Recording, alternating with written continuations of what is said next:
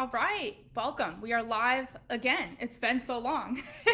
So this is part two of the vibrato, pitch bends, growl video. The first video I was demonstrating on clarinet, and now I'm going to be demonstrating on saxophone. So, like I said, the motion is going to be really similar between the two instruments. So I might repeat a couple of the things I said in the first video, just in case we have any saxophone players watching. So again, the questions I had were how to do vibrato, how to practice it, and how to do pitch bends and growls. So I primarily play, in terms of what I mostly play on saxophone, I mostly play jazz. So definitely in terms of playing jazz music, it's absolutely essential to be able to do vibrato in a variety of styles, and also how to manipulate your sound in terms of being able to growl, do pitch bends, and all sorts of different stuff. On saxophone, of course, getting a great tone, great sound, having control of that is really important. So if you haven't watched our tone video in the woodwind support community, feel free to watch that in our community or on YouTube, just for some basic tips about sound, tone. So let's get into the vibrato. So again, the vibrato is just adding some variations to the pitch. So here is, I'm going to play a G on saxophone. Okay, so that was just straight tone, right? I wasn't adding any inflection of vibrato to it. And now I'm going to add some vibrato and see if you hear the difference. So jazz versus classical vibrato. This is a question I get a lot of times with my students. When you're doing vibrato in a classical setting, the vibrato is going to be a little bit different. It's going to be a little bit faster. And again, vibrato is such a matter of personal taste. So it really depends on what artists you're listening to, what kind of style you like. The classical vibrato is generally going to be a little bit faster than jazz vibrato, but it's going to be the same basic concept of movement. So in order to get the vibrato, what you're going to do, and Amanda talked about this in the flute video, there's two ways to get vibrato. You can get vibrato with your air, so manipulating the air or manipulating your embouchure. When we're playing clarinet and saxophone, we're going to be using our embouchure and our jaw to get the vibrato, not so much our air. So that is different than the flute. So I play my vibrato speed, and how I'm playing vibrato varies depending on what kind of style I'm playing, right? So maybe I'm playing a Count Basie tune, I'll want to use a certain kind of vibrato, or I'm playing like a jazz ballad Misty, and I'll want to have a different vibrato.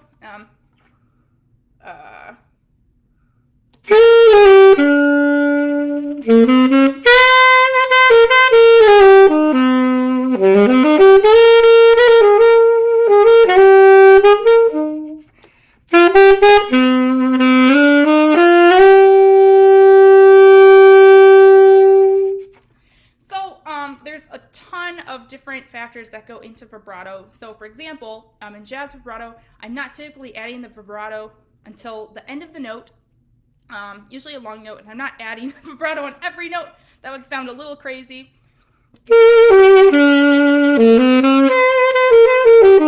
Right? The first example is probably what you're most familiar with. So now let's go into how to practice it.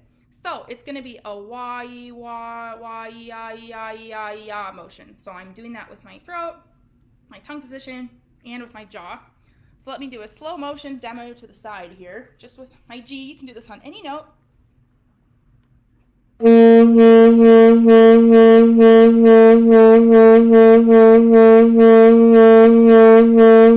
Hopefully you can see my jaw moving a little bit. I can even do it more extreme if I want to really exaggerate it. So it's good to just see, kind of how far you can go, how far you can exaggerate it. So again, with the clarinet, I practice it. Same with clarinet and saxophone. I have my metronome, put it to 60. Yeah, you don't want to put vibrato on all your notes, unless that is how you want to play. For me, I just like to see what I'm putting vibrato on.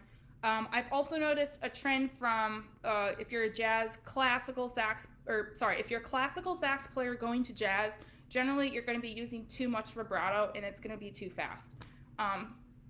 That's the trend I've noticed with a lot of my students. So that's where listening really comes in, seeing what you want to sound like what artist do you like. That's why everyone sounds different. Okay, so here's quarter note equals 60 on my metronome, and I'm going to be doing a very slow motion vibrato quarter note.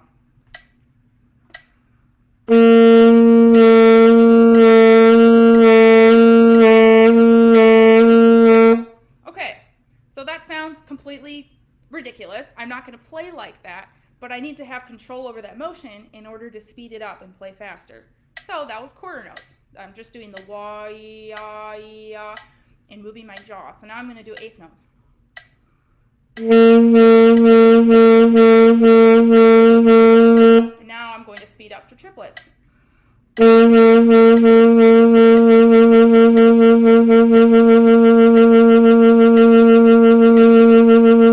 I did triplets, then sixteenths, quintuplets, sextuplets.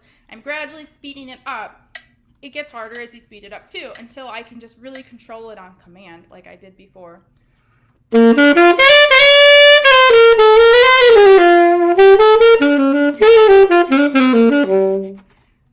And that's being able to control it and get the sound you want is the most important thing.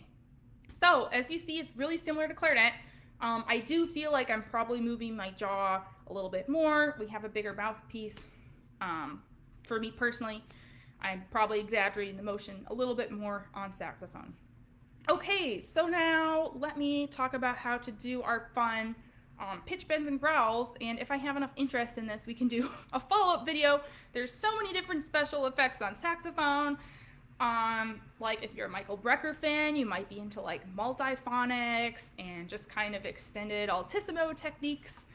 But the basic ones I'm going to talk about is pitch bending. So pitch bending is when you take a note and you bend it so that it's a different pitch. So let's take, I'm going to just take a G, a high G. So maybe you have something in your music that's calls for a sort of pitch bend.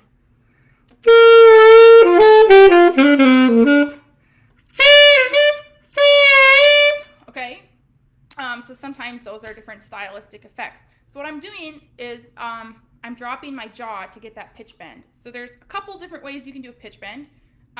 So this is just, I'm not changing the fingering at all, I'm just dropping my jaw. You can do a combination where you play like the note below while dropping your jaw. So that was a B, I'm going to play a B flat now while I drop my jaw. So maybe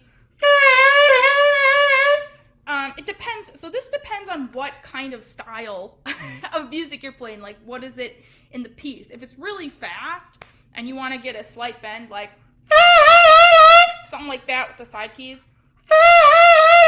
C sharp to D, I'm using a combination of the fingers and the pitch bends.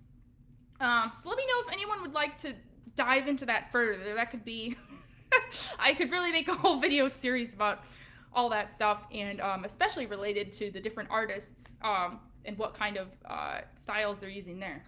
In terms of growls, getting that, you know, kind of gritty growl on the saxophone.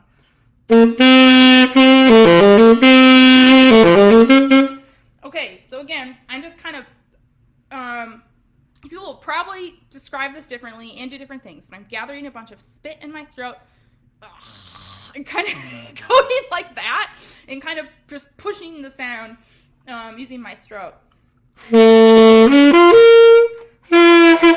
And I can't do it for very long either. That's also how I flutter tongue on clarinet and saxophone too. Some people roll their R's. I just kind of gather the spit in my throat to make that sound.